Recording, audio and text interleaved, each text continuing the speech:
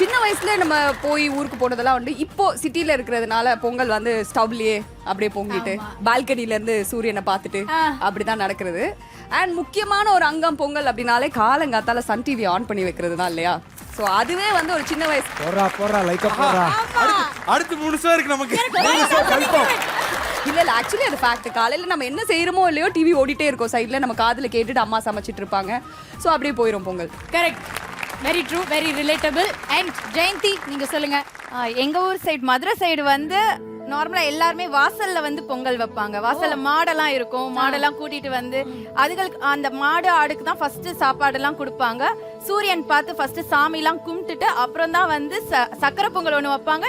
இந்த சைடு வந்து வெண்பொங்கல் லைக் வைப்பாங்க. எல்லாமே ட்ரெடிஷனல் இந்த மாதிரி பானைகள்ல தான் வச்சு ரொம்பவே நல்லா இருக்கும் மதுரை சைடு. ஏன்னா மதுரை பக்கத்துல பாலமேடு எல்லாம் இருக்கு இல்லையா? சோ ஜல்லிக்கட்டு எங்களுக்கு 4 days 5 days வரையும் போயிட்டே இருக்கும். சோ ரொம்பவே நல்லா இருக்கும்.